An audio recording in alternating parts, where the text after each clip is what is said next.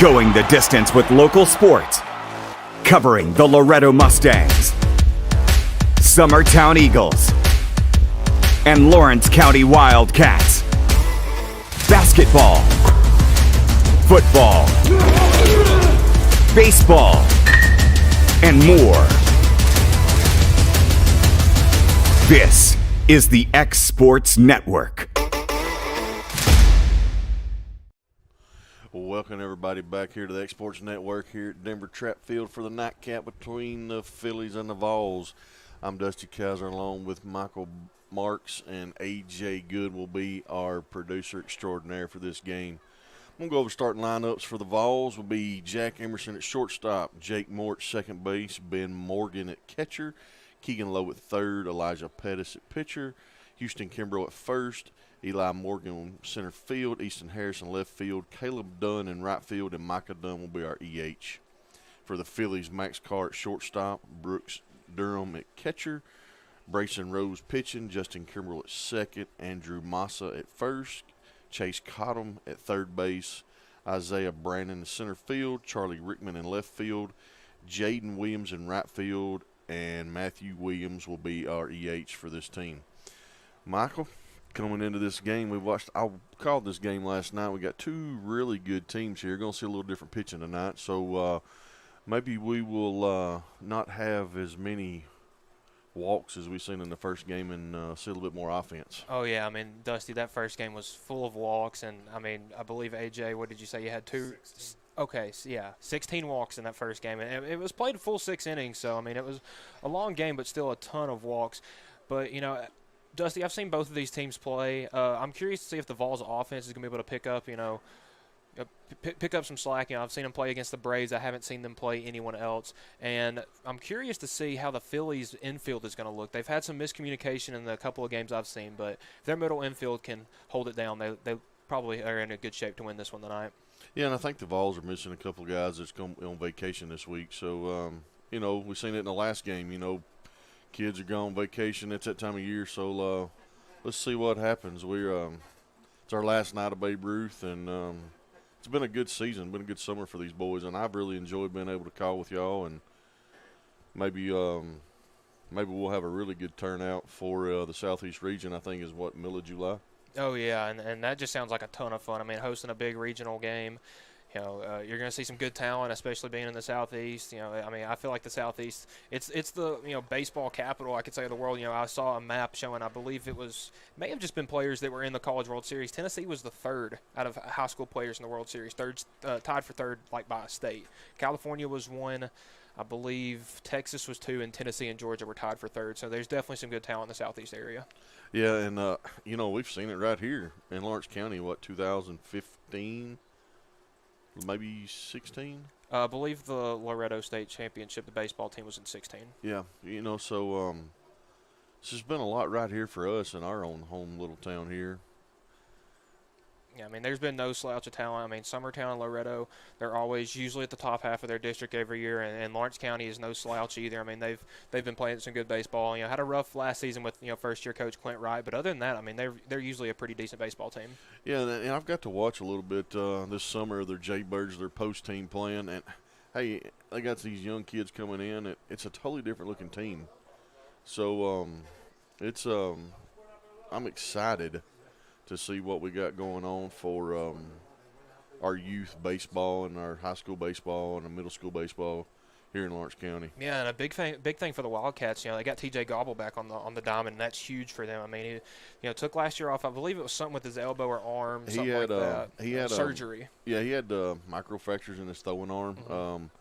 Mm-hmm. Baseball. I don't know if you would say it was his first passion or basketball. Either way, I've known TJ his whole life. But it was I run into him and his dad. His dad's a great friend of mine, and run into him, and he said, hey, I got something to tell you. And he showed me a picture or a video of him actually taking BP. Yep. It was kind of like on a little secret thing just to see how his elbow was going to do because he plays golf. He's a phenomenal golfer for the high school. Just really – it was a little rough at first, but, I mean, it wasn't just a few pitches, and he gets right back in it. And so I'm really excited to see, senior year, But I really think, and I'm kind of biased. I'm a Lawrence County guy, so I talk a little bit more about them than I do Loretto Summertown. There's no disrespect to either school, but I really think that Lawrence County can really take the next step this next couple years coming up into high school baseball, and a lot of it starts right here with Babe Ruth. Yeah, and Clint Wright brought in this whole new strategy this past year, being aggressive. So, I mean, I like them swinging the bats. I mean, they're, and getting some guys back. Alex Bedford had a tremendous season last year. I mean, it felt like he got on base almost every time he went up to the plate. You get TJ back. You get a bunch of guys, those juniors back. So, I mean, I think they're poised to have a kind of a breakout season, I guess you could say, Dusty. I think so. And, you was talking about Alex. I did see a post, I think, on Facebook somebody put there 30-plus walks. I mean, he got on base a ton. Me and AJ, we caught a lot of the games. And I told him, we've said it more than once, he probably led the state in walks on base percentage, it seemed like. And the one time we saw Loretto pitch to him, me and AJ did that game in Loretto, and I mean, they walked him before that. They walked him after that. They let the pitch over the plate, and he took it dead center at Gary Lamb Field and took it for a ride. I mean, it was a cool night, and he took that one for a ride, and it went over everybody's head. We're waiting on the umpires here, so I'm going to call a little wrestling match I got out here between first base and right field. I got a Morgan kid, looks like Ben Morgan and Max Carr, out here horsing around. I couldn't believe a Morgan would be out here horsing around on a baseball field. That's unheard of. I know, right? No, these kids, they play ball together, and they have a lot of fun out here on the field, and it's fun to watch. And I noticed between I had the Braves and the Phillies a doubleheader last Monday night, me and Hayden on the call for those games, and we saw just between the games those kids just all kind of cutting up, having fun, because, I mean, they're all out here. They all somewhat went to school together, played together, stuff like that, and it's just fun to watch them come out here and play some ball in the summer. And, and they have fun across the chalk, but once, they do get serious, and that's what makes it even better, that they can be competitive against each other but then still have a good time. Because that's what it's about. I mean, everybody wants to win. We're all competitive. Nobody wants to lose. But these boys, they really show a lot of heart, and they put the time in. And like I said, these boys, some of them are just going to be in 8th grade, and that's what I was saying earlier is so impressive that our middle schools around the area are just feeding these high school teams. Yeah, I mean, we've seen it. Loretto's South Lawrence Middle School won the state tournament championship 2 years ago. Kaufman made it to the Final Four this last year. I mean, and Summertown is always full of talent. So, I mean, yeah, like you were saying, Dusty, I mean, we got a bunch of kids coming up to add on to the talent that we already have at the high school level. In the Kaufman team, I mean, they're the third in the state. Mm-hmm. I know they're losing a lot, but they're also keeping a lot, with Jake and you got Eli.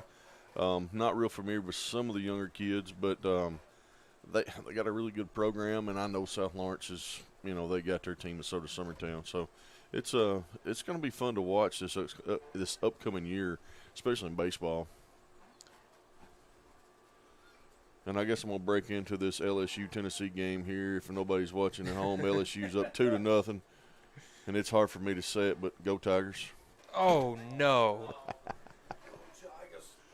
Oh, me, I got to have fun with my boys behind me. I'll be the Tennessee fan in the booth. Good. If you couldn't tell by the orange on my shirt that I've worn every time around you, Dusty, I make sure I wear a little bit of orange. I said it last night when I come up in the booth after we got done with the game over at Tom Cruise Field. I come in, just going to talk with the guys for a minute, and I walk in, and it's like I got a walking Tennessee Vols mascot. I mean, I've only known the guy for about 3 or 4 months. Great kid. But every time I see him, I've never seen anything like it. The only thing else is if he wore the white and orange checkerboard overalls every day. Okay, so the thing is, mine don't fit anymore, so I've locked them up in the closet. I had a pair, but I got those when I was about the 8th grade when I was about 5'7", so.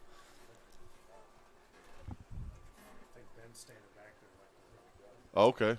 I think we're going to go ahead and go without our umpires. I don't know what has happened, but it looks like Ben Emerson is going to call balls and strikes from behind the plate.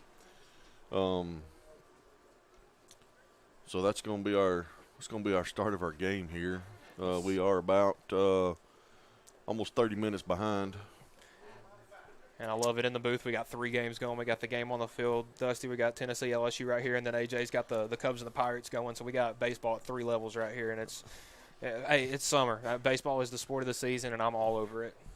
Yeah, and the Eagles are still claiming to an 8-1 lead over here in looks like the bottom of the 5th inning against the Yankees. Looks like Max Dillard's pitching. I don't know. I guess Caden Short. I don't know if he's got called from the game or not. But it looks like, well, I said we were going to get ready to play, but this is something. I mean, we can't. You can't really play without umpires, Dusty. Well, where'd they go? They might have. I mean, do you think they went home? I don't know. Mr. Clifton over here, he's trying to find us our umpires. This is definitely something else. So we have some MIA incognito umpires here. So.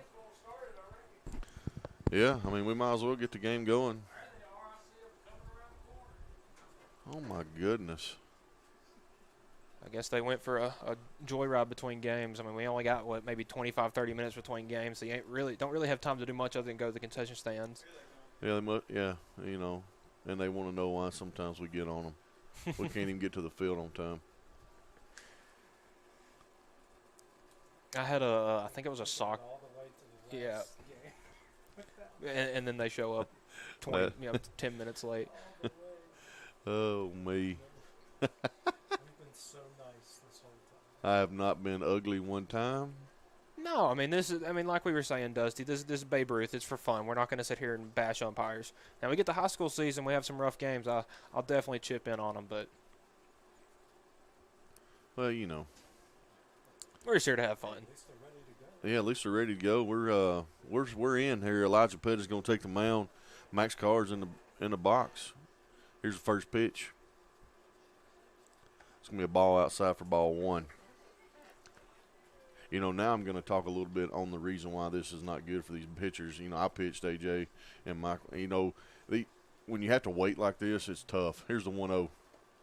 It's going to be ball high for ball two. Well, baseball is a sport about, your mindset. If you're just sitting there thinking about it, and I get it's a Babe Ruth game, you kind of get in your own head, and you saw that first pitch was, way outside. You sit there and think about it. Your arm kind of tightens up as that one's ball in the dirt for ball three. It's hard to just sit there and wait. Yeah, and they're kids, so, I know it's not as rough as it is you get a little older. Here's the 3-0 from Pettis. We strike one. I didn't know he was awful slow on that call, so I didn't know. That's why I paused. Anyways, here's the 3-1 from Pettis. It's going to be strike two on the outside part of the plate. Got a full count. Max has worked it full. Here's the full. That's going to be a ball for outside for ball four. So Max Carr draws a walk at his first at bat. That's going to bring up Brooks Durham, the catcher, with Brayson Rose on deck. And I feel like every game I've done of the Phillies, I believe this is my fifth I've done. Max Carr has gotten walked. He's the Alex Bed for this league. He doesn't swing the bat much, and he doesn't have to because everybody just pitches outside to him. He's got a huge lead. The boy's got some jets. I watched him last night. He reads the pitcher so well, and he's fast. And that was a good throw behind the plate, too. It was. Ben done a good job, but Max I called him Alex. Max gets such a great jump on the ball. He done stole second base. It was ball one to Brooks Durham. Here's the 1-0. That's going to be a ball in the dirt, and Max is going to easily get to third base. So at a wild pitch, runner advances to third with no outs. And, this is one thing right here we see with these teams is they get runners in scoring position, and they leave them on base. And the Phillies seem like they do a pretty good job of getting the runners in. Yeah, the only really thing I could say that against the Phillies is sometimes they have a little bit of miscommunication in their infield. But other than that, they're really good offensively, and usually they have a decent pitcher to back them up. That was a breaking ball in the dirt for ball three. So this is Max Durham. He's done work to count to 3 balls and no strikes on Elijah Pettis. Here we are on the top of the first with no outs. And here's the 3-0 pitch. That's going to be ball four. That's going to be high. That's his second walk in a row issued by Pettis. That's going to bring up Brayson Rose with Justin Kimbrell on deck with no outs. We got runners on third and first. That wasn't a bad pitch right there by Pettis. Wasn't. It's just I've noticed the umpires. I don't know if we've had different ones both nights, but the home plate umpires the past 2 nights have really been keen to not giving you those high strikes. That's going to be a foul ball into the net for strike one. That's one thing about Brayson I've noticed. That boy, he loves to swing a bat. And I talked about him a little last night. He plays he plays with a team out of Nashville. Nashville Selects, I believe, is what I was told his team was, and plays really well. He's just going to be in the 8th grade as well. Wow. Yeah, I think he goes a new prospect. Here's the 0-1. That was a strike 2. That was some kind of off-speed breaking pitch from Elijah Pettis. Wow. Yeah, that was a real slow curveball right there, but dropped it right in the zone for a strike. That thing just fell right in. I think Brayson, it kind of caught him off guard. But me and Hayden did the first game that the Phillies and the Braves played the other night. Brayson Rose had 3 triples in that game. And Brayson Rose just struck out swinging. You know, he's real aggressive at the plate, and when he swings it, it's going far, and he likes to run. So, I mean, had 3 triples in that game, and it was just something I've never seen before. That's going to bring up Justin Kimbrell to bat. Runners on first. They're second, third with 1 out. Phillies are trying to get some runs on the board here in the top of the first. Here's a pitch from Pettis. That's going to be outside for ball 1. Justin, another one of the kids that plays on the high school team. Got to watch a little bit this summer, and he's really been hitting the ball. I watched him. I mean, he hit the ball hard last night. There's the 0-1. That's in the dirt for ball 2. That's another thing I've noticed from Kimbrell. He does hit the ball. You know, he's one of the harder hitters on this Phillies lineup, and you know, you can tell he's a high schooler. He goes out there. He's got good plate discipline. Swings the bat when he needs to. Doesn't when he doesn't need to. Just real smart player. It's gonna be ball 3 high. So he's worked the count to 3 balls and no strikes with 1 out. I think he gives him the green light here. If it's down the middle, he's going to hit it. And that's going to be ball 4 outside to walk the bases loaded with 1 out. That's going to bring up Andrew Massa. And this is about the point in the batting order when you really see what these teams are made of. When you get to that middle of the order, when you got guys on, are these guys going to, get some base hits, some sacrifice flies, stuff like that, or are they going to go up there swinging strikeouts, stuff like that? So, this is where it's at right here. You got the bases loaded with 1 out. This is a tough spot for a pitcher. It's going to be a foul ball into the net, especially in the top of the first. He's just trying to get going, and he's done pitched his stuff into a jam. When it happens, let's see how he holds himself together. Usually once you get that first out on the mound, you sort of calm down and get into a groove. But, the game's starting late and stuff like that really has put Pettis in a bit of a hole. That's right. Here's the 0-1. That's going to be a ball outside for ball 1.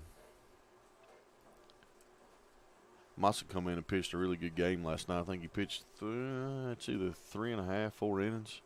He done a real good job. There's the 1-1. That's going to be hit down the right field line, and that is going to be foul. That was awfully close, Dusty. I mean, that was pretty much on the line. Yeah, I mean, if that ball lands inside the chalk, he's running for days. Yeah. I mean, you got huge foul territory down the first and third base lines here, and that's the reason we've seen so many extra base hits here. I mean, you hit anything, and it's almost a double extra base hit. That's a huge field. Yeah. There's the 1-2. That's going to be inside for ball 2. 2 balls, 2 strikes, and 1 out with the bases loaded. Elijah Pettis trying to work out of this jam. Moss has done a good job battling back in this count. He has. There's the 2-2. That's going to be a base hit up the middle. That's going to bring in 1 run. Comes a second run. Brooks Durham's coming around. Justin Kimbrell's coming around third. That's going to be 3 runs. And Andrew Massa stops at second base with a stand-up double with a bases clearing stand-up double. So that's going to bring the score to 3-0 here in the top of the first inning. Yeah, I mean, like we were saying, Dusty, it's a huge field. Massa just put 1 in the gap and cleared the bases off, now standing on second with 1 out. It's a great piece of hitting. That's what you do with the bases loaded and 1 out. You wait on your pitch and drive it. It's going to be Chase Cottom, our third baseman, with Isaiah Brandon on deck. Ball 1.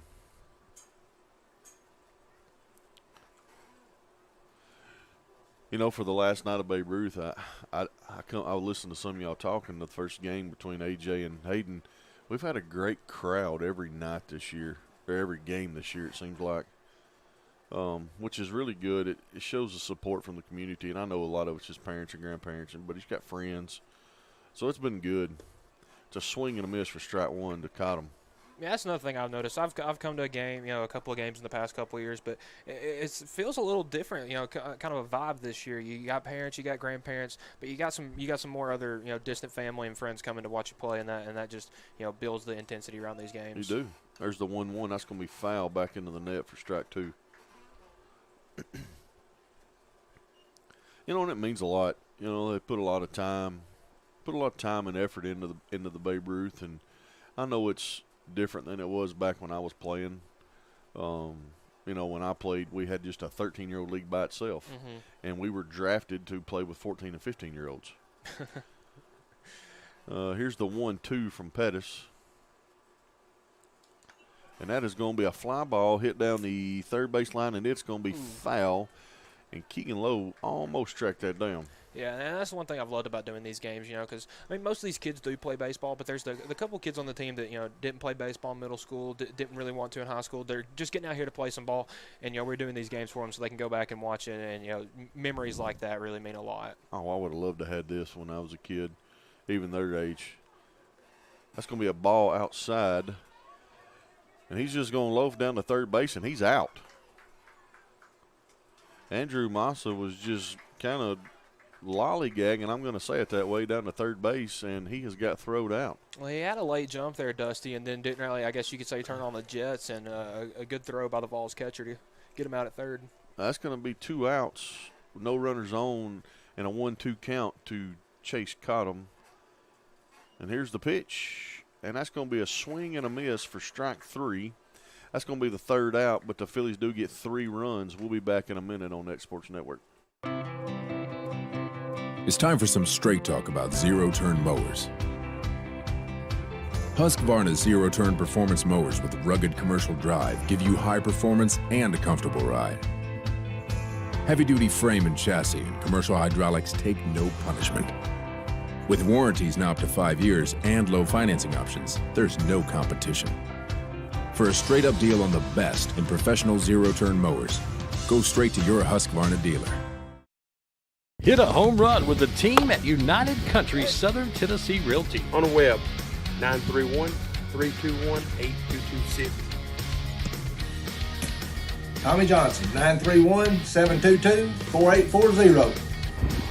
Tyler Webb, 731-438-2084. Travis Caldwell's 931-629-3033. You're safe with United Country Southern Tennessee Realty. Being raised in Tennessee, we believe in the importance of family and community. Creating a positive experience at our family-owned and operated business is one of the ways we share that belief. Being in an accident can be extremely stressful. When it came time for my repairs, Mashburn's made it easy. I am lucky to have a wonderful company in my community like Mashburn's Collision Center. It's reassuring to know that I'm in good hands because their work is second to none. We pride ourselves that the Mashburn name is one of the most trusted in Lawrence County since 1981. Mashburn's Collision Center. Let our family take care of yours. Got primary care? Find your way to better health with primary care by One Stop Medical. With decades of combined experience, you'll find a one-on-one relationship just like the old days, but with the convenience and technology of today. When One Stop Medical does primary care, it's the best. Call today for an appointment and find your way to healthy living. Serving Lawrenceburg, Pulaski, and Hohenwald.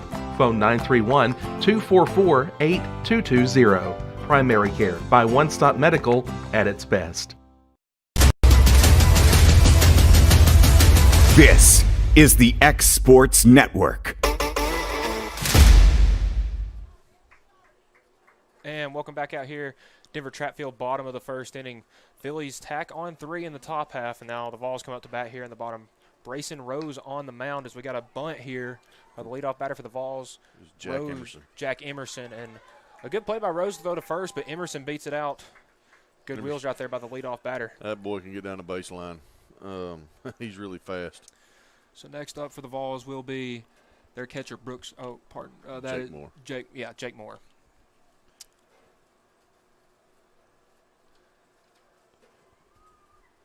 Emerson, pretty big lead there on first. As they get a back pick from Durham, Emerson will be back safely. And Dusty, this may be the first game we've seen two lefties go at it on the mound. I was fixing to say that, and it's the first time I've seen Brayson actually pitch here at Babe Ruth. Emerson back out to another big lead. As that 1-0 pitch swung on and missed by Moore. Good fastball right there by Rose.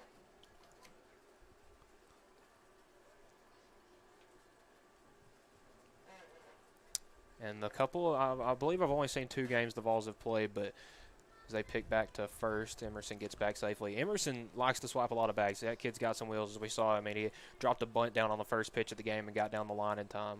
Yeah, and, he was a big part of that Kaufman team. That's a huge lead at first base. He's doing that to get in Brayson's head. And that's in the dirt, scooped up by Durham. Good job behind the plate. And Durham was a catcher for that Kaufman team, I do believe. And what I've got to see so far of him, it's going to be a really good catcher. Yeah, I heard Hayden say that he actually hadn't seen Brooks catch that much at Kaufman. Okay. So that he saw him on the mound, but not much behind the dish. And he's done a good job. As we got a throw down not in time and a stolen base there by Emerson. Yep. That's going to be, 3 balls and 1 strike here to Jake Moore. Jake was a very vital part of that pitching staff, and he hurt his shoulder, I do believe. So he's been kind of nursing a shoulder. I don't know if he's had any work done on it or not. And a 3-1. That's going to be inside, ball 4. And 2 leadoff batters on for the Vols here in the bottom half of the first inning. And Dusty, it's starting to kind of look like the top half of the first inning. The pitcher's just a little off, and guys are getting on base. That's going to bring up Ben Morgan, our catcher for the Vols. And Keegan Lowe's on deck.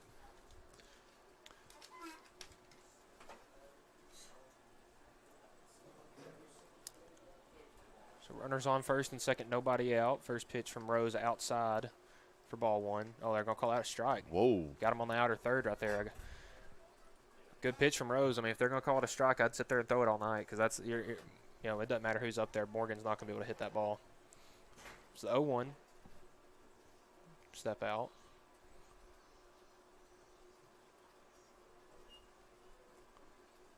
And Emerson, another huge lead at second as they're going to pick back towards second, but Emerson will be back safely.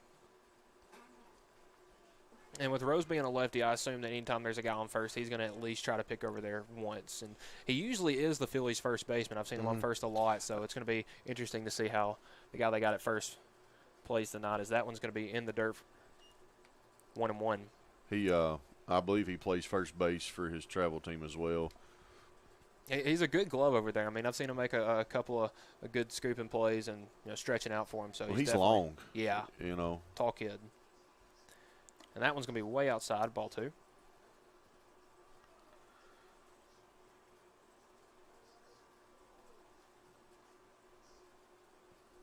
We're probably going to jinx us when I say this, but the rain has held off. We've had actually a beautiful evening for baseball. It rained the entire way at my drive up here. I live in St. Joe, so I had to pretty much go across the whole county. As that one's going to be outside for ball 3, throw down to third. And they got him right there, is he? Yep, he slid actually through the bag. I would say overslid the bag right there, Emerson, on the double steal attempt by the Vols. So that's the first out there. Is Emerson out trying to get to third. Moore's on second, though. Got 3 balls and 1 strike. Here to Morgan. 1 out. And a big out at that. I mean, you got 2 guys in scoring position with nobody out, and the difference between that and a runner on second with 1 out, I mean, that's monumental, as that pitch will be in there for strike 2. Full count now here to Morgan.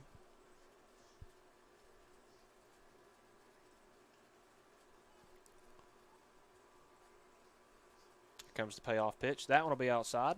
Second walk issued this inning by Rose. Back-to-back walks as Ben Morgan's going to trot down to first, and that's going to bring up. It's going to be Keegan Lowe's our batter with Elijah Pettis on deck. So Lowe, the third baseman for the Vols, coming up with runners on first and second, 1 out.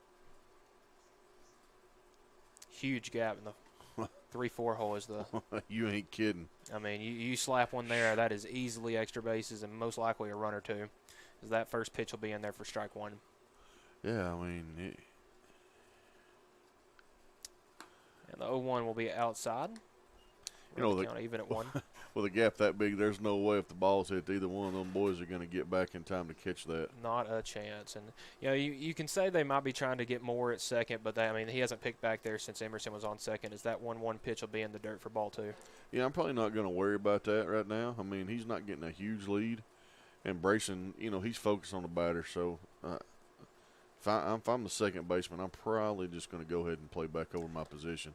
That 2-1 will be outside for ball 3. And, the couple times I've seen the Phillies, Dusty, they have had a huge gap between second and shortstop. So them playing a little pinched infield right here, kind of double play depth, is definitely a little strange. It is. At 3-1, that'll be in the dirt. And we've walked the bases loaded. 3 straight walks here issued by Rose. And that's going to bring up the pitcher for the Vols, Elijah Pettis, with Houston Kimbrough on deck. And Pettis being the pitcher, let up three runs in that first inning. Would love to get a couple back right here with the bases loaded with 1 out. He's playing center field last night, and he tracked down some really hard hit balls. He played center field very well last night.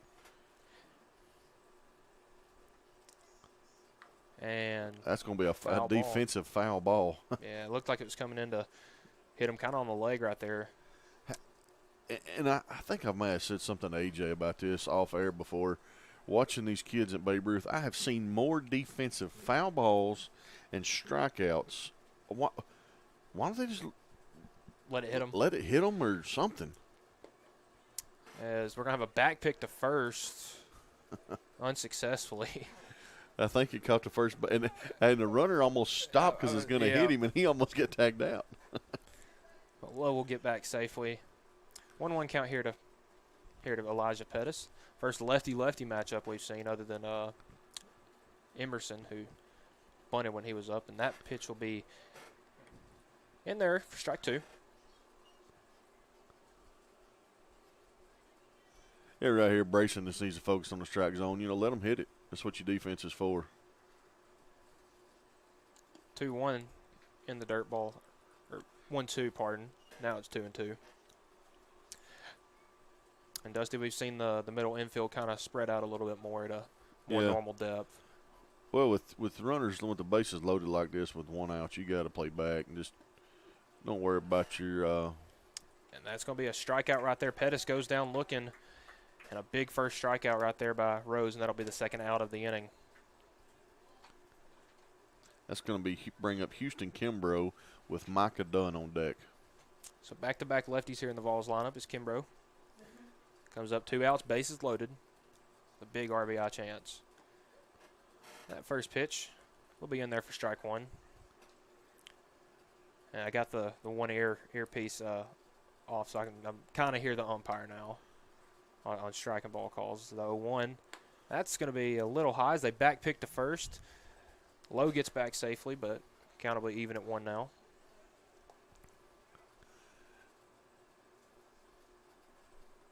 And I think I've seen more back picks in this year than I have, and I can't tell you when. Yeah, and I don't see a lot of back pickers from catchers in high school, much less the Babe Ruth level, and it's kind of impressive. I know, and it's not just been one team; it's been all the teams. And most teams don't have your traditional everyday catcher either. No. I mean, most guys, they're playing like a second baseman back there or a pitcher, and the back picking, it's impressive, honestly. It is, and hey, someone's been really successful at it. So 2 balls, 1 strike here to Kimbrough. And that one will be inside for strike 2, and Kimbrough knew it right off when he took that one. Yeah, it's the one you drop your head thinking, gosh, I should have swung.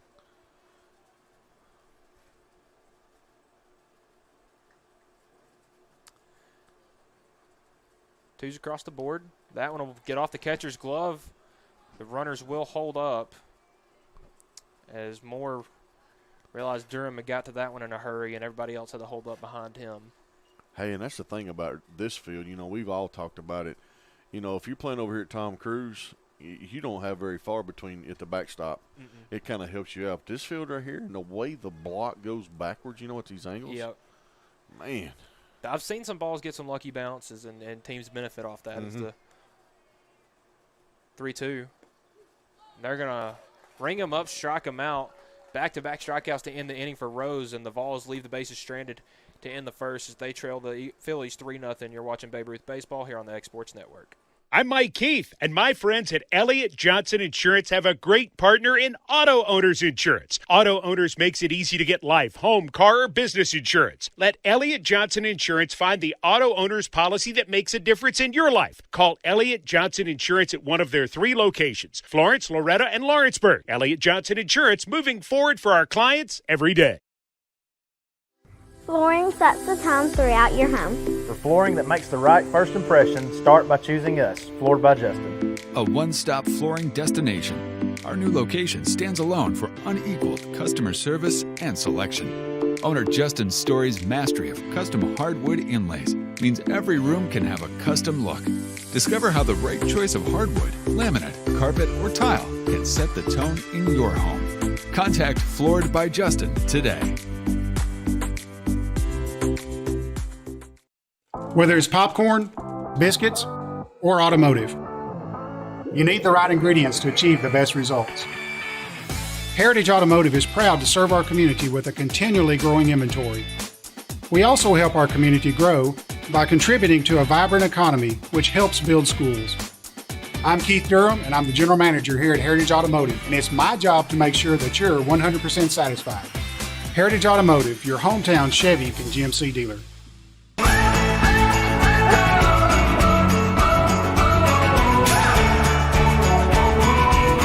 This is the good life. McMaster's Home Gallery, where you'll always get a special price every day. Shop their new showroom full of name brand furniture, sofas, recliners, dining and bedroom suites, Serta bedding, lots of tables and chairs just to match your decor. McMaster's Home Gallery also has GE appliances. Stop by on Highway 43 in Loretto or call 853-6140.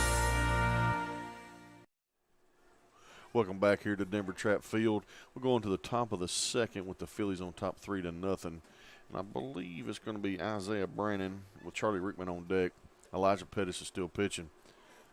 Michael, we seen the Vols leave the bases loaded with no runs in this last inning. They needed to get something going right there.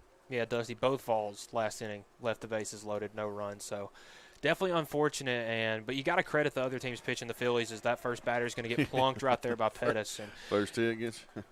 And you got to, I kind of feel bad for Pettis. The game got started a little late, so, he kind of just stood there on the mound for a while waiting for the umpires to show up, and he's issued a ton of free passes to these Phillies batters, and that's why they're up 3-0.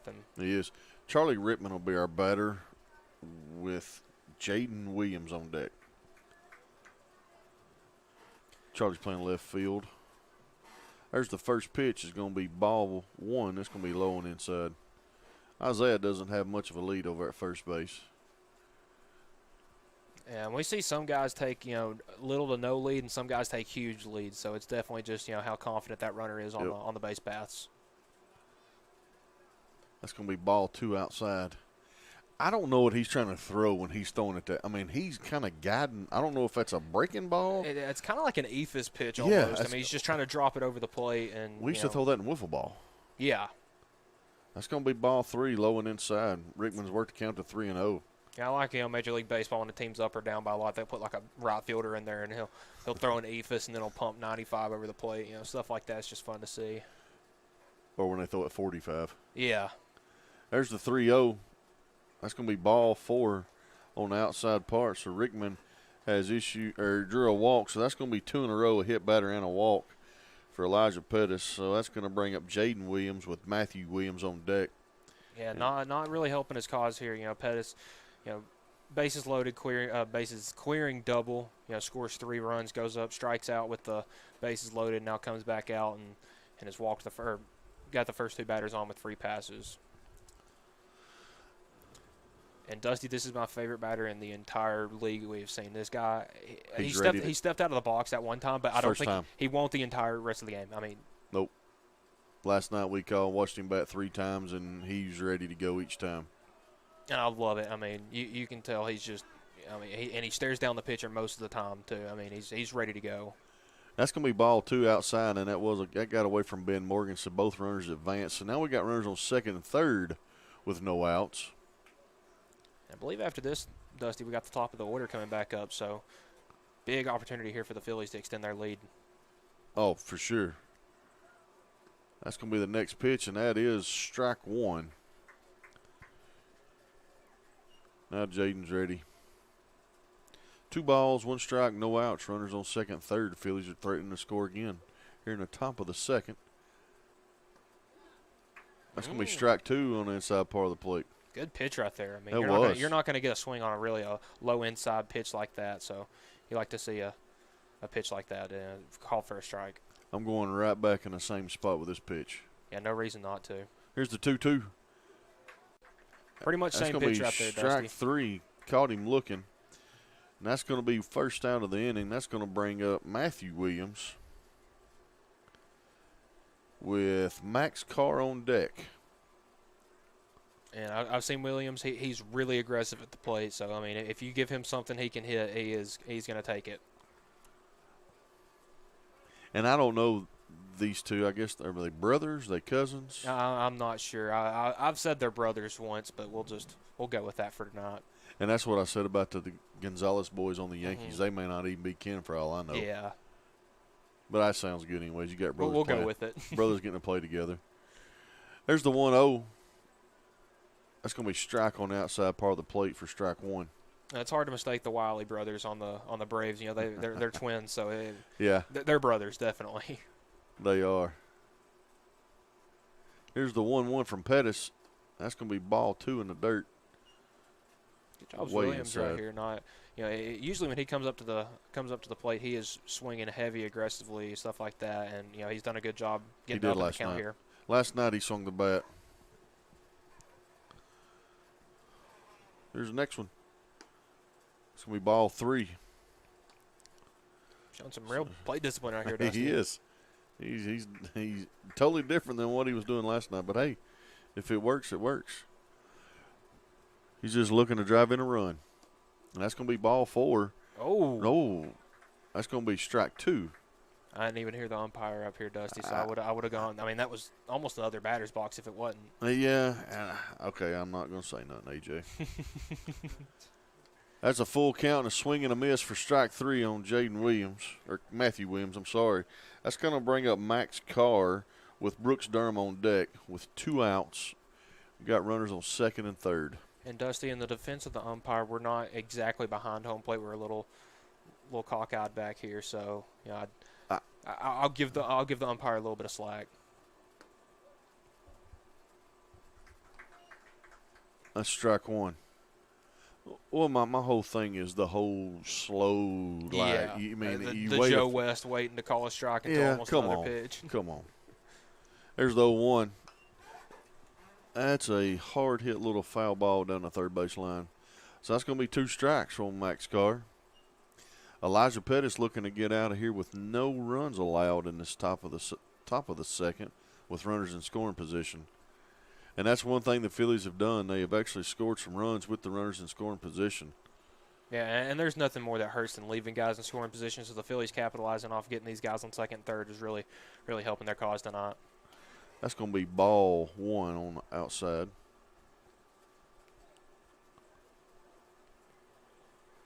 Here's the 1-2 from Pettis. And there's that Ephus pitch, and that's fouled. Almost back in the dugout here on the third base side.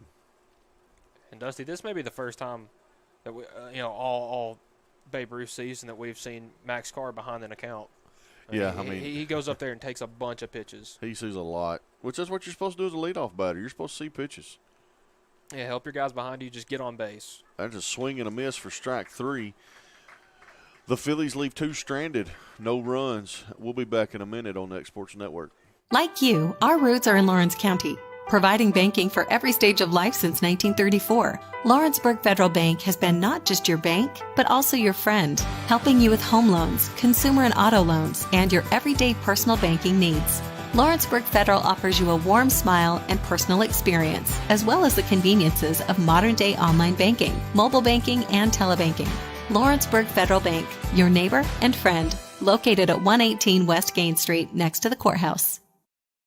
There are now more ways to save at Quick Mart. Become a Quick Club member and easily earn rewards on qualifying purchases at Quick Mart convenience stores using the Quick Club app. available in the Apple App Store and Google Play. To save on fuel for work, use the Fuel Rewards Pro app to earn 5 cents a gallon on work fill-ups and redeem the savings for yourself. To get started, visit fuelrewards.com/pro or download the app in the Apple App Store and Google Play. Are you tired of missing out on family life just to be treated like another truck number? Since 1986, Southeast Cares has been a family-operated business based in Lawrenceburg, Tennessee. Being family-owned ourselves, we understand the importance of family, which is why we value it above all else.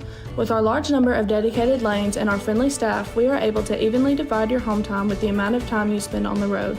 We offer multiple benefits with large company pay, all while keeping a small company environment. For more information, visit our website at southeastcarers.com or check us out on Instagram and Facebook.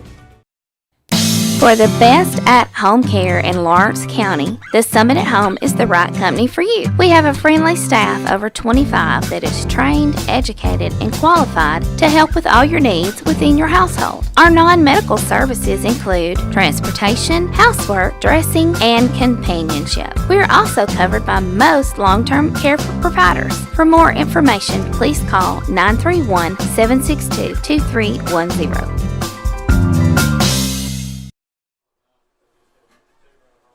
And welcome back out here, Denver Trapp Field, bottom of the second inning, as the Phillies lead the Vols 3-0. Looks like Micah Dunn will be our batter with Eli Morgan on deck. And Dusty, we were talking about getting guys in from scoring position in the the bottom of the first, top of the second. We see 5 batters left on base and no runs scored in those innings, and those will definitely come back to haunt you. It sure will. We got a big swing and a miss right there to even the count up at 1 ball and 1 strike. Brayson's trying to get ahead early. He threw a lot of pitches that first inning. Yeah, that will be swung on a miss for strike 2. And, he didn't really help his cause. He got the first pitch of the game, bunt single, and then after that, walk. So. Yep, that's tough. And the 1-2. Swung on a miss. Good pitch right there from Rose to get a swing and miss, and we got the first out of the inning on the leadoff batter. This is going to bring up Eli Morgan with Easton Harris on deck. Actually, I believe this is... It's Eli. Okay.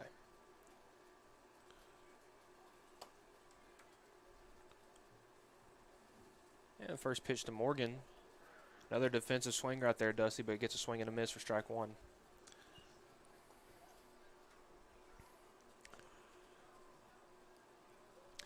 And the 0-1. That one's going to get away from Durham, but nobody on, so nobody will advance. Good take right there by Morgan, though. And we saw Dunn last AB swinging at some outside pitches. A good take right there by the Vols batter. So take that one outside for ball 2.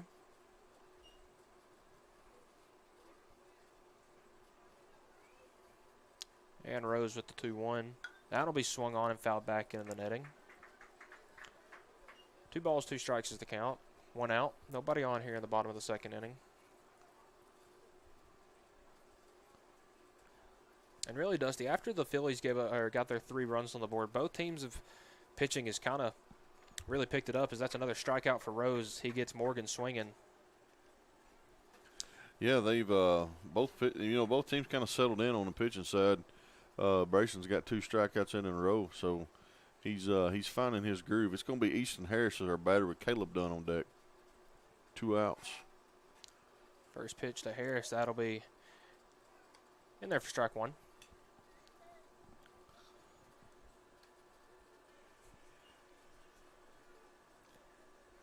And they're going to say he went on that one, strike 2. Quickly down 0-2 is Harris.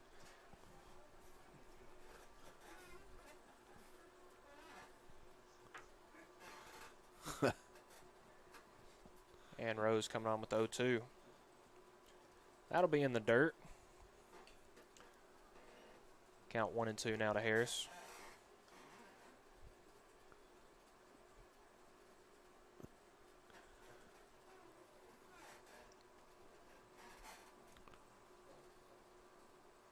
I just seen Brooks is walking to get the ball, and I think about the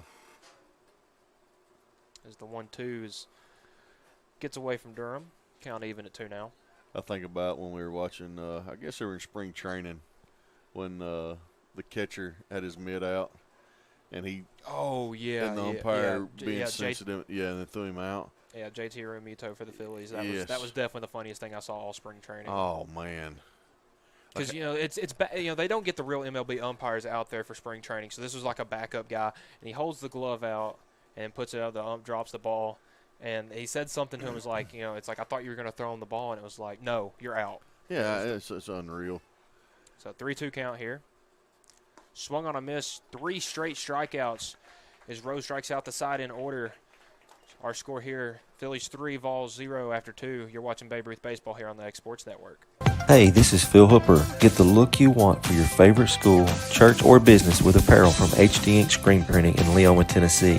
Got a logo you need embroidered or screen printed? Let HD Ink give you the professional look that sets the bar in today's world. We do fundraisers and custom designed apparel and so much more. Call today, 931-201-2961, or come see us at our new shop located at 26 Ingram Road in Leoma. Remember, HD Ink for the look you want and the look you deserve. Employee Resources Credit Union is an easy solution to banking, offering a personal, simple, yet modern way to bank. When you bank with ERCU, you are a shareholder, meaning you own a piece of the pie. And we make it easy with the convenience of digital banking, with service you won't find at another financial institution, including low to zero fees and incredible rates. We have the technology you need with the personal service you deserve, right here in your own neighborhood. Employee Resources Credit Union, not for profit, for service. A local law firm respected throughout the state. Generations of clients have turned to Boston, Holt, and Durham since 1948. We assist individuals and businesses with their legal needs, including real estate, property closings, personal injury, employment discrimination, and family law. Our clients get the personal attention and convenience of a hometown law firm with the resources and ability to handle any case. Come see us at Boston, Holt, and Durham. Welcome back here to Denver Trapp Field to the top of the third inning with the Phillies on top 3-0. It's going to bring up Brooks Durham, our batter, and that's going to be a swing and a miss for strike one. Elijah Pettis is still on the mound for the Vols. Brooks drew a walk his last time up. And, starting the second inning, Pettis gave him 2 free passes again to start the inning, but after that really shut down the bottom half of the order and the leadoff batter here for the Phillies. So it's looking like the Vols pitcher's really getting into a groove. He is. And he's got that ephus pitch we've been talking about, and they've been struggling trying to put the bat on it. And there it is. Yeah. That's a knuckleball. Is that's what it is? That ball never moved. I would say it didn't look like it had any spin on it at all. So, That's impressive. That's crazy, seeing a knuckleball in Babe Ruth. I like it. Got a 1-1 count here on Durham. Next pitch is going to be lined in the left field. The left fielder does stop it, so Brooks Durham's got a stand-up, got a single. That's going to bring up Brayson Rose with no outs, and Justin Kimbrell will be on deck. A good play by the Vols left fielder. That took a funky hop on him right there, and he jumped up and kept it from getting behind him and only allowed that hard hit by Durham to be a single. Yeah, that could easily went over his head on that big hop. And usually you don't see stuff like that in the outfield take a hop like that, but no. Good patience right there by the left fielder to eat that one up. Brooks still going to steal second. He's in there. It was a good throw again. It was a good throw by Ben Morgan. Just a little late. Yep. Ben's been catching. He hadn't played. Talked to might have been, I don't know if it was a Coach Ryder or his dad was telling me at one of the summer games he hadn't played in a couple of years and decided to come back out for high school his junior year, and he made the team, and he's been catching some. Hey, and you love to see that, as there's a two-hopper to Jake Moore. He fields, makes the throw to first base, moves runner over, so we got one out, the runner on third. The Phillies are trying to get another run here in the top of the third. It's going to be Justin Kimbrell up to bat with Andrew Massa on deck. That was a good play there by the Vols second baseman Moore. We've seen so many fumbles and with ground balls and stuff like that this entire season. He made a hard play look pretty routine. There's a big hop to shortstop, and Jack Emerson throws it way over the first baseman's head. Justin Kimbrell's going to second. He's going to go to third. He's easily going into third. Yeah, and right there, Dusty, I saw Emerson kind of peek at the runner coming home, and then, by the time he'd looked over to first base, he had already let that ball go, and it was a mile high from the time he let it out of his hand. So Yep. Good heads up there by Kimbrell, though, to keep running. Yeah, Brooks had a great jump on the pitch, so there was no way they were going to make the play at home. So, yeah, the first play is at first base right there. It was just an air throw. So, yeah, with the air on the throw, that's going to bring in a run and move Justin Kimbrell to third on the wild throw. That's going to bring up Andrew Massa with Chase Cottom on deck. That was strike one.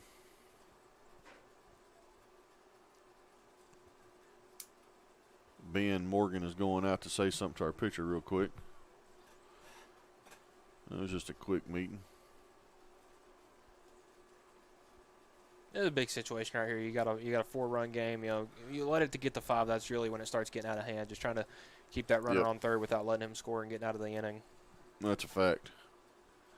Here's the 0-1 to Massa, and that's going to be ball 2 outside. I mean, usually you don't see a knuckleball often. Pettis right here is using it as his primary pitch. I mean, he's got a fastball, but he has really been working that knuckleball in there. He has. That's going to be ball 3 low. And that's difficult if you're a batter. I mean, you see fastball, and then knuckleball. I mean, that thing it just sits there and then drops off one way or the other at that last second. I mean, it can make you look silly as a batter. That's it. There's a 2-1. That's going to be a fly ball hit out into right field, and that is over Eli's head. That ball's going to roll all the way to the wall. Justin Kimbrell scores. Andrew Massa's going to second. He's coming on to third, and they're throwing at him. His leg, he's got a stand-up triple. So he's had a stand-up double and a stand-up triple. Yeah, legged that one out. Good job there by Massa. I thought he was fixing to give out on us. Yeah, I could tell rounded second he was definitely huffing and puffing, but Coach Brady Huntley held him up at third, and a good extra base hit right there by the Phillies, and now they got another runner on third. Yep. With 1 out. An RBI triple. So the score will be 5-0 here in the top half of the third. Phillies on top. Chase Cobbins, our batter, with Isaiah Brandon on deck. Fake pick back at third. Boy, that's tough for a left-hander to do a fake pick back at third base. I mean, you got to do that without balking. I know. And we see so many balks this year. And, I saw today in the Men's College World Series, there was a play by, I believe it was Oral Roberts, had a pitcher that was, I think he was a lefty as well, tried to pick off at third, and they had called it a balk, reviewed it, said it wasn't, but, tough play to make. That's going to be ball 2 inside. Got a runner on third with 1 out. The Phillies have already scored 2 here in the top of the third to make the score 5-0. Chase Cottom is looking to get on base, drive in a run. That's going to be ball 3 outside. Yeah, real patient at the plate right here, Cottom is. He hasn't been really given anything to hit. No, I mean, right here I'm going to be real picky with this pitch. I mean, if it's not where I want it, I ain't swinging. And a good take right there, so we're going to have a 4-pitch walk.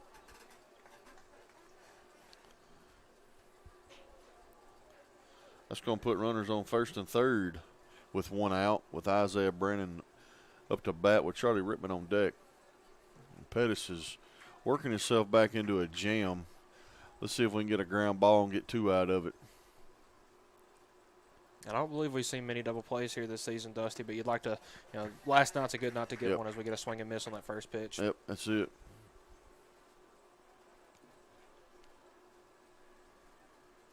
Cottom didn't have much of a lead over there on first. I would have thought that he would have a bigger lead trying to prevent the double play. Yep. Oh, he hit that off his helmet. Foul ball off his Fouled helmet. Back into his helmet. Yeah, that's definitely not something you see often.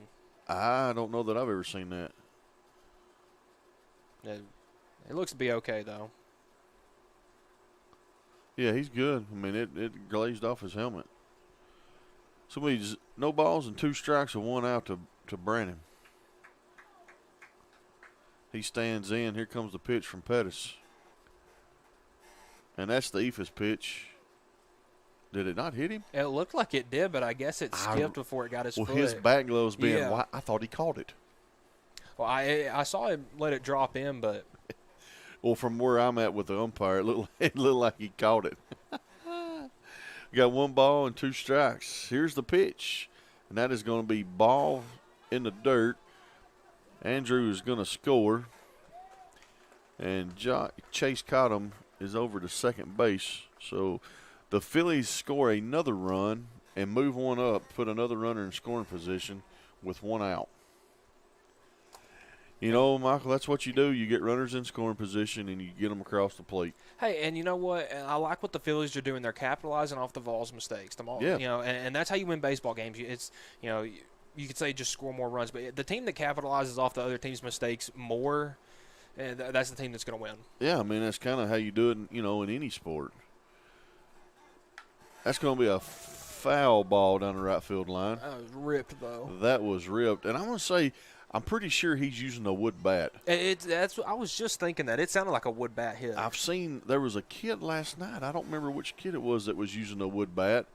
And then now Isaiah Brandon's using a wood. You just don't see that much. Well, there's a kid that I believe he's the second baseman. He's an infielder for Oregon, University of Oregon. He uses a wood bat. I mean, that kid's like 5'7", 5'8", little guy, swings a wood bat, hit his first college home run as a senior. I believe it was in the Super Regionals against Oral Roberts. So that was cool to see a couple weeks ago. Here's the 2-2. And that's going to be a base hit. Jack Emerson tracks the ball down. Just a low throw. It's going to score Chase Cottom from second. And Isaiah Brandon is going to be standing on second base with the aired throw. Hey, that was a heck of a play right there. I mean, Emerson covered some ground in a hurry and made a throw. Just a tough play by the first baseman to make, and it capitalized, scoring another run for the Phillies, and they've doubled their lead here in the 3rd inning. It is now 7-0.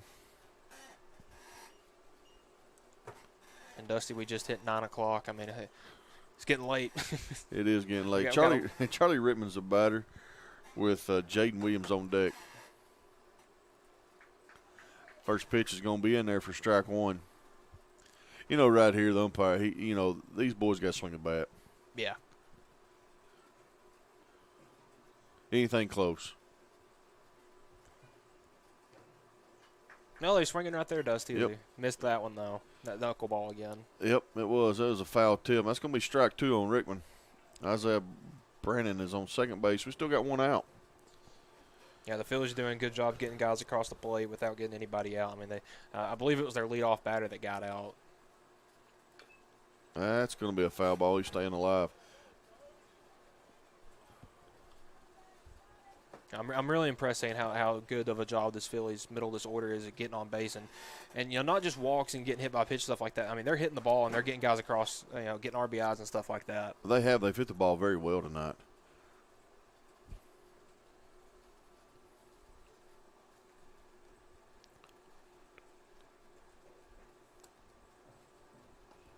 Got him. That's going to be strike 3 on Rickman. That's going to be 2 outs, bringing up Jaden Williams.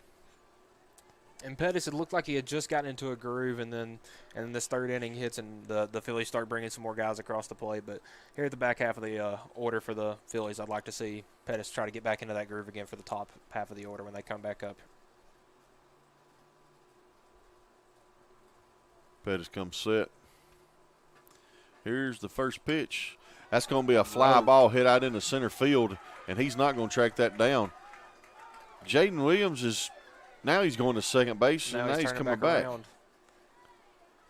I'd say he ran through the bag at first there and didn't really think extra bases, and then by the time he had rounded first, it was a bit too late, so he tracked back. So a hard, long single right there. I mean, he roped that one into the gap and just standing on first. But it was an RBI single right there, and now the Phillies lead the Vols 8-0. That's going to bring up Matthew Williams with Max Carr on deck with 2 outs. And that was going to be another run, so that is now 8-0 for the Phillies. First pitch is going to be a swing and a miss for strike one.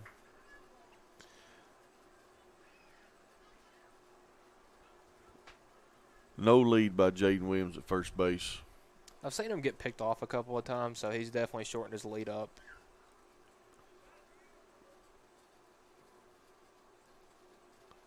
There's the 0-1. That's going to be ball one in the dirt.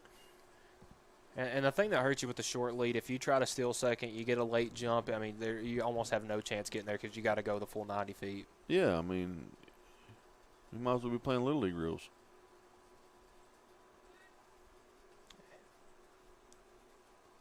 And I'm not sure really, Dusty, if I understand the pickoff right there. Not much of a lead on first, and you pick off just to check him, I guess. Yeah, I mean, that was just like maybe time or something. I don't know. Here's the 1-1 from Pettis.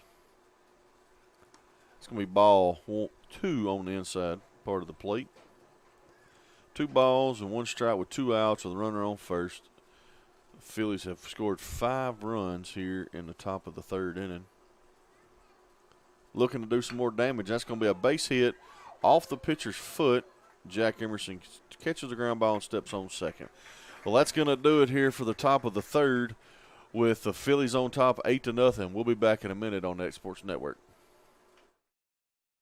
Got a dent, a ding, a scratch, or a bent fender? Major or minor, Car Country Collision Center in Leoma can fix you up. Car Country works with all insurance carriers, gives free estimates, can work on foreign and domestic vehicles, and has experience you can trust. They've been in business since 1990. Unfortunately, accidents happen, but you can get your car back on the road with as little hassle as possible with the help of Car Country. Call 931-852-4708 or stop by at 2567 Highway 43 South in Leoma.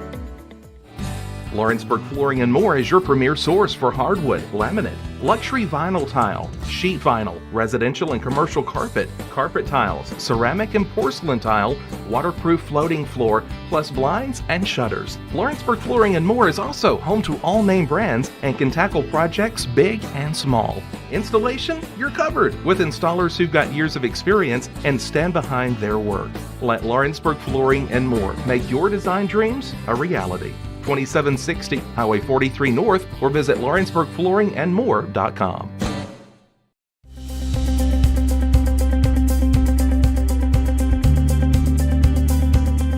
Arctic Air keeps your home or business comfortable. For more than 20 years, we provided outstanding residential and commercial services through southern Middle Tennessee. Whether you need assistance with your heat, air conditioning, preventive maintenance, or anything in between, trust our reliable team to get the job done. We'll take the time to figure out your specific needs and recommend what we believe is right and best for your situation. We've been using Arctic Air for over 15 years now. Their service is great, they're here when we need them, and their prices are competitive. They take the worry out of the heat and air so I don't have to. Arctic Air, when you need us, we'll be there.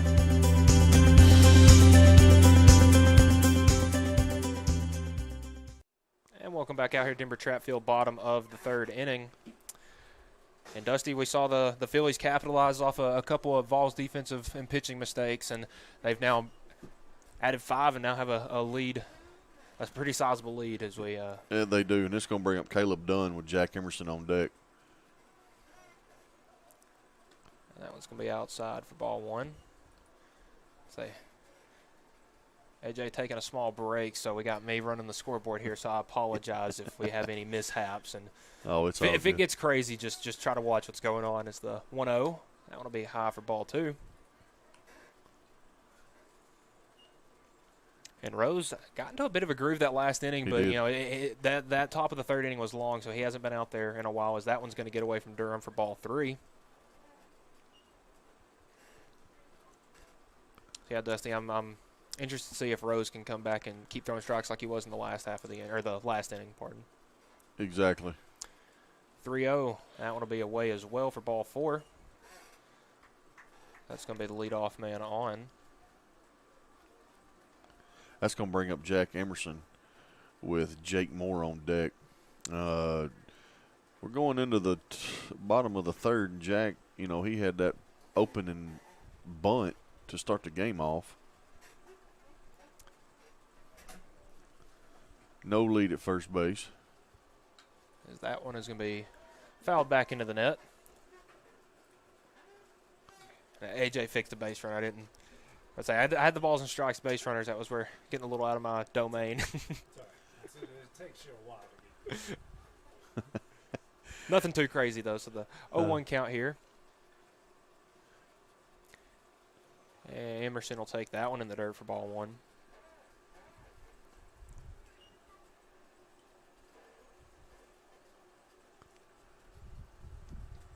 I always give him a hard time, about keeping stats and everything. He makes me feel terrible sometimes. Oh, man. I was about to say, if you ever think you can keep stats, AJ's on top of everything. I mean, that pitch is going to somehow miss Emerson. He got out of the way of that one in a hurry. I mean, he was jumping up and skipping around on that one. But yeah, Dusty, talking during the break, I mean, we got, there's some games where AJ, he's doing the scoreboard, doing the camera, keeping stats on his iPad, and calling the game at the same time. And, I can hardly walk and chew gum at the same time. So, props to him. So man, hey, listen, and I'm not doing it to his harm. This guy is a professional at what he does, and he's a perfectionist. And, hey, for me, it makes it better because he makes me want to learn more. Yeah, 100%. I mean, and he makes us do better at doing this. And that's the one thing is that pitch will be outside for ball three. The amount, I did a good bit of Loretto baseball games last spring of 22. I did the first game me and AJ did was back 2 or 3 months ago. The amount I've learned in just the 2 or 3 months doing games with AJ is incredible. So props to him. As that ball is going to be hit to the shortstop, fire over to second for one. Fire back to first. That one's going to get over the head. So almost had our first double play turn, but Emerson's running for second. And what a throw! And they're gonna say he's safe. Wow. I mean that throw beat him there, but I guess he's the little swim move to get around the tag. So Emerson, fielder's choice, will end up at second on the throwing error. And I want to give props to Brooks Durham right here. I'm going to speak on this. Mm-hmm. We call a lot of high school baseball. All of us have. We've watched tons of baseball this year. I don't know if we see any kid get down the first baseline as a catcher and back that throw up like this kid right here does. That was incredible because, talking with Hayden, we don't think we've seen Brooks Durham catch a lot this past season for Kaufman. But, I mean, they have the wherewithal and the baseball IQ to get down the line to save that from getting – You don't teach that IQ. No. I mean, that's knowing the game. The first pitch right here to Moore will be fouled off. That's very impressive. That's good. Because, I mean, I've seen several plays over the past year. I mean, usually when it happens, it's a big highlight play, so you'll see it on Twitter, Facebook, Instagram, whatever. But a catcher getting down the line saves a bunch of plays. Yeah, I mean, you see it at the big level. You don't see it really right here. And it's just mostly because, most catchers don't really think of it. I mean, there's some times where, there's a ground ball and the pitcher forgets to cover first. I mean, simple as that. And that even happens at the big league level. Oh, yeah, for sure. So 1-1 count here to Moore. And that one will be in there for strike 2. 30 seconds later. Hey, this umpire really keeps you on your toes tonight with the late strike calls. So most time I can hear him, but there's sometimes I'm just guessing. And I'll take that one. They're gonna say he went on that one. So strike 3. That's a. And Moore didn't realize that they're gonna say he went around on that one and a drop third strike. Durham. Actually, what are we gonna? Moore doesn't think he's out. Brady Huntley coming out. So he's just bringing in some. Yeah, he's just bringing some baseballs. So Moore goes down on the drop third strike. He is making a pitching change. But we are going to have a pitching change. So it looks like the third baseman caught him. Caught myself on that one. So it's coming in to pitch. So while he warms up, we'll go to a quick break. You're watching Babe Ruth Baseball here on the X Sports Network. Rent-Right Equipment has all the tools you need to get the job done. From bobcats to trenchers to augers to lifts, we have a large variety of equipment for every project, big or small. Need a new mower? We have you covered there too. With great brands Hustler and Big Dog, Rent-Right is ready to serve all your equipment needs. Call today and reserve your equipment from Rent-Right Equipment in Lawrenceburg, Tennessee. From our humble beginnings to today, Parks Lumber Company has continuously served Lawrence and surrounding counties for over a century. Although we started as a small lumber yard in 1896, we have grown to include everything you need to make your dream project come to life. No matter your building needs, our experienced staff will be with you every step of the way to ensure you receive the highest customer service and attention to detail you deserve. Visit us at 106 2nd Street or on Facebook. We guarantee you will see working with PLC is as easy as 1, 2, 3. Whether you're looking to spruce up the interior or exterior of your home or business, trust Lawrenceburg Glass to provide a one-of-a-kind product. From windows to mirrors, shower doors, custom framing, storefront installations, and everything in between, Lawrenceburg Glass takes pride in our quality craftsmanship and strong attention to detail. With us, your customer experience always exceeds expectations. We're reliable, on time, and we deliver stunning results. Lawrenceburg Glass. Our passion is reflected in our work.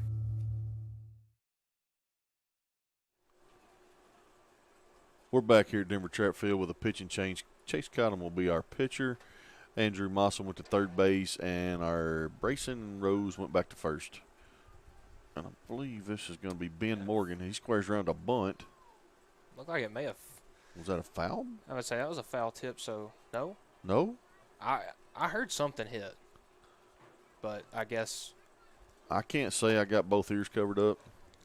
So I felt like I heard like a. Okay, we're going to say, okay, yeah, hit his shin guard right there. So Emerson advanced to third. Official ruling hit his shin guard. And that was strike 2.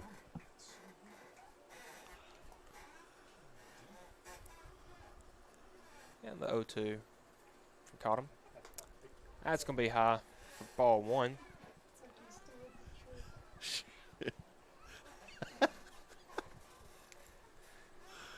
And caught him coming with the 1-2. That'll be in the dirt. Count even at 2 now.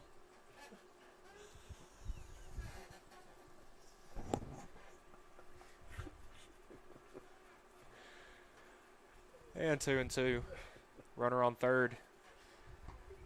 And they're going to ring him up, strike him out to end the inning. Emerson stranded on third as the Vols have yet to get on the scoreboard after 3. The Phillies lead the Vols 8-0. You're watching Babe Ruth Baseball here on the X Sports Network. Great food is just a short drive to Heine's Barbecue in Lawrenceburg. Mouth-watering is just one way to describe the amazing flavors of the best piece of Heine in town. When you dig into a plate of pulled pork, hand-chopped brisket, chicken, wood-fire oven pizzas, and the menu goes on. Wash it all down with a swig of Heine Shine lemonade and then make your way over to the gift shop full of Heine sauces, snacks, and more. Heine's Barbecue, Highway 43 North in Lawrenceburg.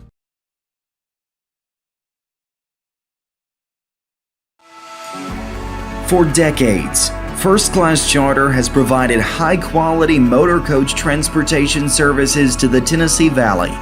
With numerous safety and cleanliness accreditations, First Class Charter is ready to make your group trip a reality. Contact us today by visiting firstclasscharter.net. First Class Charter, the official motor coach company of the North Alabama Lions.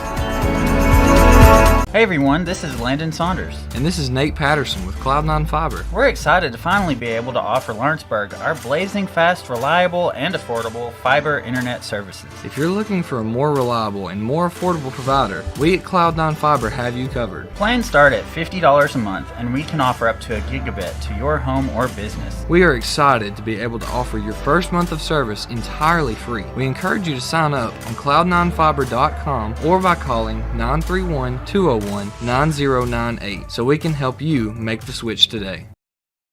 Hello everyone. Southern Tennessee Orthopedics welcomes orthopedic surgeon Dr. Paul Thomas. Count on Dr. Paul Thomas, podiatrist Dr. James Barksdale, and nurse practitioner Doug Ead at Southern Tennessee Orthopedics to keep your life in motion. Injuries and foot pain can rob you of the activities you enjoy most. So our team is here, close to home, to address the pain and to get you moving again. Southern Tennessee Orthopedics, from the routine to the unforeseen, you can count on us. To learn more, visit SouthernTennesseeMedicalGroup.com or to schedule an appointment, call 931-762-4400. Are you looking for the perfect refrigerator? What about a new stove or washer or dryer? It only makes sense to shop at the one place that specializes in appliances, top to bottom, big or small. And that's Kelly Appliance in Lawrenceburg. Kelly Appliance is home to all major name brands, including LG, LG makes life good with a full selection of refrigerators, cooking appliances, dishwashers, microwaves, and more, including appliances made right here in Tennessee. Family owned and family operated. Stop by Kelly Appliance on Jerry Street in Lawrenceburg today. This is the X Sports Network.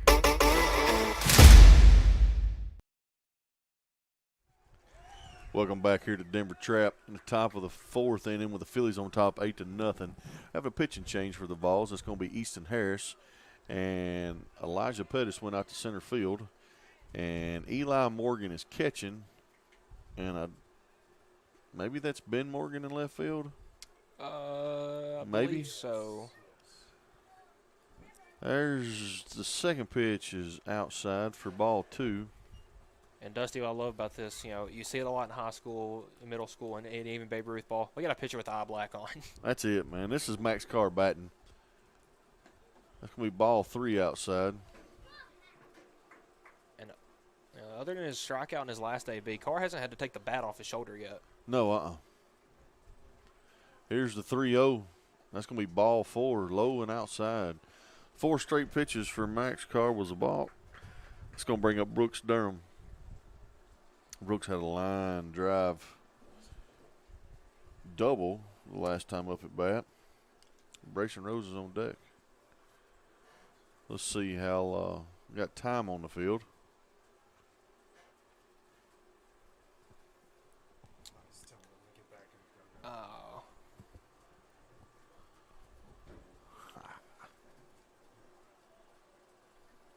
Hey, the home plate umpire is taking this one seriously tonight. It's 9:30, and he's calling Game 7 of the World Series, I guess. And they're 30 minutes late.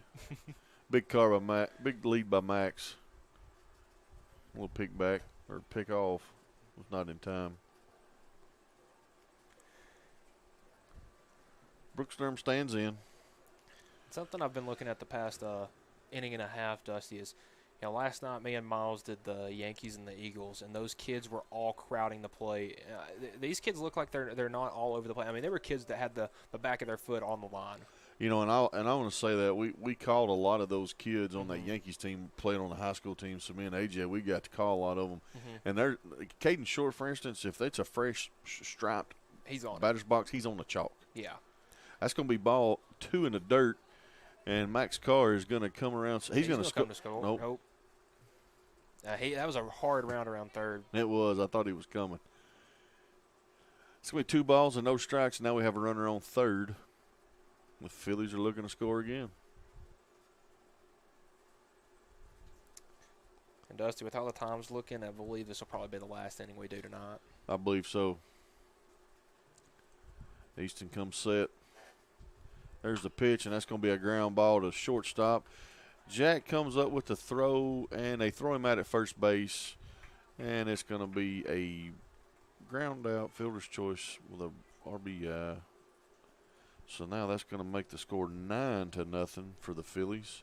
That's going to bring up Brayson Rose with Justin Kimbrell on deck.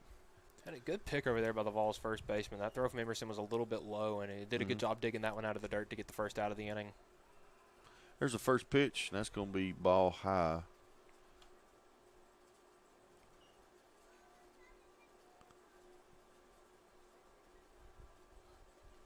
Here's the 0-1.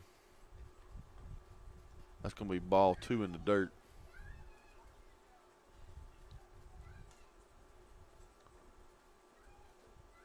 Umpire going to clean the plate off. Well, at least he does that quicker than he calls strikes. That a boy. Brayson Rose stands in. 2 balls, no strikes, 1 out, no runners on. Here's the pitch, and it's going to be low for ball 3. Yeah, Dusty, I think it's all right that we rag on him tonight. We've given him the whole season to. We're just having fun. Yeah, it's last night, They can't be too sensitive tonight. It's the last night of the regular season. Here's the 3-0, and that hit him in the foot.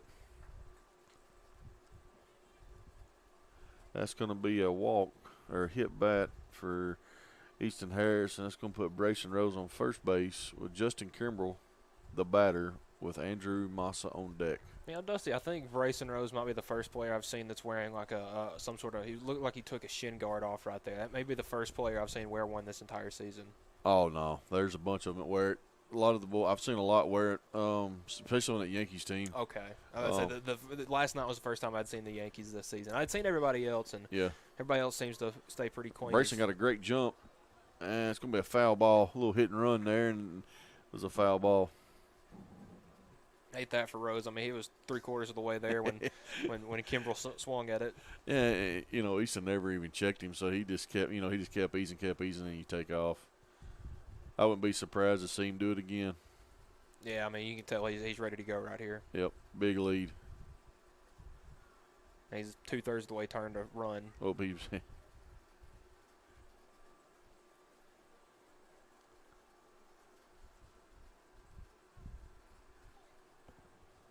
he comes set at the belt. Here's the 0-1.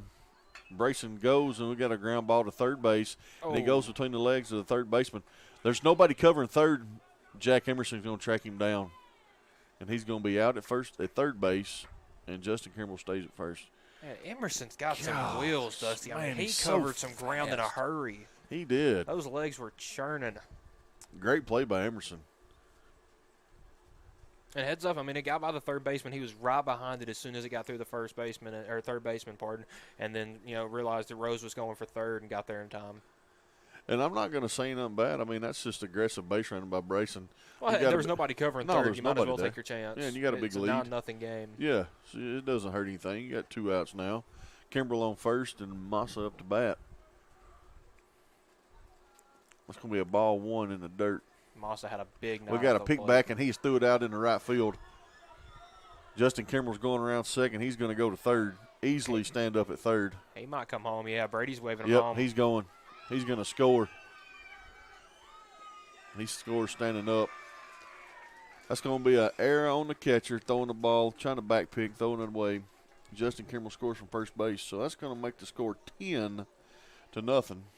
And Dusty, another example of the big foul ground right here, costing people some runs. I mean, there was a back pick to first, and Kimbrel, he's a pretty good runner. I mean, I've seen him hit a couple triples, a couple inside the park home runs, and he just started turning them legs right there, and that ball was not picked up till he was almost home. That's going to be a ball. I think that's ball 2. Yep. Outside. But Moss has had a huge night at the plate for the Phillies. He has. Had that bases clearing double to start this party, and then had a triple. The rest of the team's been feeding off of it. Yep. There's the next pitch. That's going to be a ground ball hit to the shortstop, and it comes off the end of Jack's glove. So Massa's going to have it's going to be on first base. I'm going to count that as an error. If he'd hit a home run, I'd want to give him the cycle, but yeah.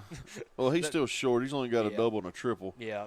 But yeah, I mean, if he gets to bat again, he hits home run, I'll give him a cycle. We'll go for it. Yep.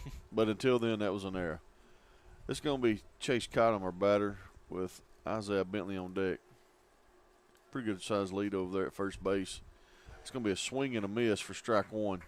And Cotton was trying to send that one to the batters out there in center field. I mean, he took a big hack at that one. He was going for I guess we could call it our mini green monster out there in center field.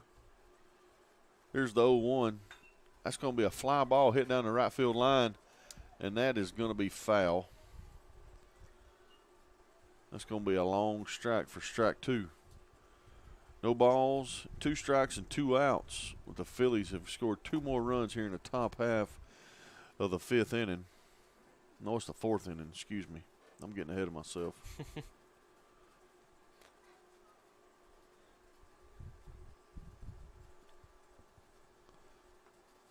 Cottom stands in.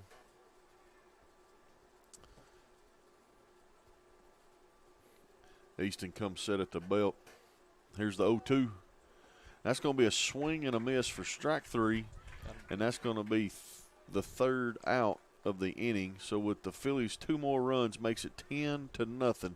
We'll be back in a minute on X Sports Network. This is Jason at Volco Auto Supply in Lawrenceburg. For over 90 years, Volco has been a family-owned company. We're proud of our past and excited about our future. We're open to the public for wholesale and retail trade. We carry product lines such as Milwaukee tools, Lucas Oil and Malco products. We carry all major brands of lubricants like Shell Rotella, Haviland, Castrol GTX, Mystic, Motorcraft, Valvoline, Kindle, and Mobil. We here at Volco offer a complete line of car detailing supplies, shop supplies, tire repair products, and lawnmower supplies. Check us out online at VolcoAutosupply.com or at 416 Buffalo Road here in Lawrenceburg.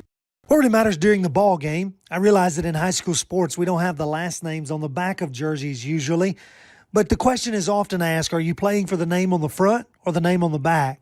The same should be considered spiritually. Paul said in Philippians 1 and verse 21, "For me to live as Christ and to die as gain." So who are we truly living for? What name are we trying to promote? Is it the name of Christ, the name of Christian? And that message brought to you by your friends at the Leoma Church of Christ.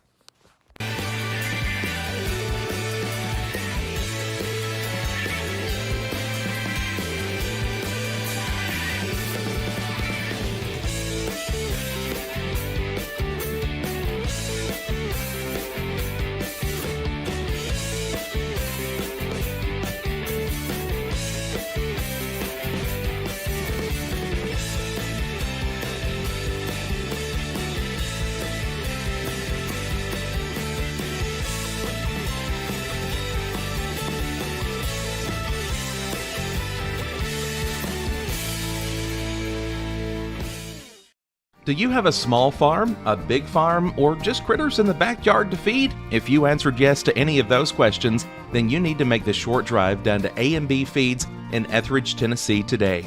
Owner and operator Jamie Ayers has you covered and will treat you right.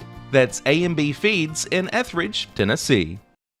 Are you looking for a non-factory job environment? Livingstone Freight Solutions is a 3PL company that began managing warehouses in Tennessee, Alabama, and Mississippi. With our multiple shifts and experienced management team, our goal is to give you, as an employee, a safe family work environment and competitive wages. We offer a wide variety of employment opportunities from forklift drivers to management level positions. We also strive to offer a competitive benefit package and PTO options. For more information or to apply, visit us at livingstonefs.com or give us a call at 931-269-3255. And welcome back, bottom of the fourth inning. Chase Cottom on the mound for the Phillies. And yeah, I would say we just received word that this will be the final frame of this game. That was ball one. 1-0. That'll be outside for ball two. It's going to be Keegan Lowe at the plate with Elijah Pettis on deck. And the 2-0 pitch from Cottom. That will be skipped in for ball three. And Dustin, we had talked about it earlier, you know, the second baseman for the Phillies, you know, crowding the runner on second. This is usually what their infield looks like. There's a huge gap in the middle, and that one will be 4-pitch walk right there to lead off the inning. The Vols looking to get something started here. It's going to be Elijah Pettis, our batter, with Houston Kimbrough on deck. Going to go lefty-lefty here. And it's looks like it'll favor the Vols, you know, with the right-handed pitcher Cottom on the mound. So he's going to take that one for ball one outside. He's through 5 straight balls, so he's going to have to find the strike zone. Because you don't want to let him score a bunch of runs, and it won't be the last inning. Yeah, I mean, those issued free passes can definitely come back to bite you, as he's going to swing and miss at that, or swing and foul tip that one off, and even the count up at 1. Yep. And he helped him right there. You know, some batters just get anxious, and I was one of those batters. I couldn't stand a walk. I know it's a free base, but if it's anywhere close, I'm swinging. Well, it's not as fun, you know, to get walked. I mean, you want to go up there and hit a home run. As that one will be fouled back into the net for strike 2. I do have a funny story I'll tell real quick. I had a 3-0 count right over here on this field, and I had a take sign. And I didn't take, and I hit one foul, but it went about 400 feet foul, and I ended up striking out. We're going to have that one popped up, and it'll drop before Durham can get over there to it. And needless to say, that was the last inning I played that game. Hey, those stories are the best, though. Oh, man. I mean, I got a story of me playing basketball. I mean, I was on JV, and I'm out there. We're up. We're playing Perry County. We're up by like 40 points, and I'm getting face guarded. I wasn't even on. I didn't play varsity. It was like the JV part of the game, and out there getting face guarded. I just thought that was really something else. I guess they had a scouting report for me or something. That 1-2 will be fouled off. 1-2. That will be soft grounder. Fielded by the second baseman, throw over to first, and they will have him for the first out of the inning. Runner will advance the second on the. Well, and the moral of that story is, and I've said it, I've taught it to my son and the kids I've coached over the years, you know, and I know AJ played a lot. You learn life lessons through sports. You do. And that was one of them lessons that I had to learn the hard way. And it was for a sports lesson, though, but when your coaches tell you to do something, you do it. So that one's going to be chopped just foul down the third baseline. And, yeah, I mean, coaches are more than and more so back in the day than they are now, but they still are some now. I mean, they're almost like father figures. They teach you as many life lessons as they do sports lessons. You know, and I've said it a million times, and I'll say it right now on this live show, that these kids playing today, half of them could have not played back when we played. Not a chance. The coaches were just so – and it's not that they were mean. They were honest. Don't mistake that. They were great coaches. They were great people, and they taught us. And the thing about those coaches, they knew most of those kids. They knew what they could get out of them. Oh, and they were going to get every drop out of you. And it's a little different now, but you know. You know, they pushed us. Yeah. And 2-1 here will be in the dirt. It was, but you know, those were lessons you take, you know, from T-ball back then all the way up through high school. It was just, you know, the game was played a little different, I guess. Coached totally different than it is now. You don't see many Bobby Knights anymore. That one will be inside for ball 4. Or, you know, for this sport, you don't see Bobby Coxes anymore. Do what? No Bobby Knight, not a bat. Bobby Coxes, not having that is a bat. Yeah. As that will be swung on. Strike one. Bobby Knights in the world, the better. Yeah. Oh, you don't like the throwing the chairs at the referees? He hit kids. Exactly. Choke kids. Yeah, he there was more to that story. That's for another talk.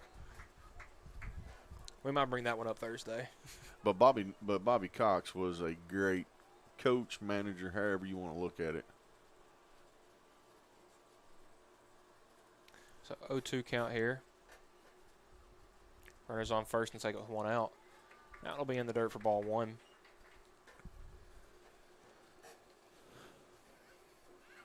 Micah Dunn looking to reach base for his first time tonight.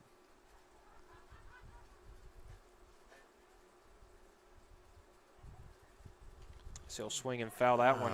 That got Durham in the hand. It did. That foul tipped him right in the hand.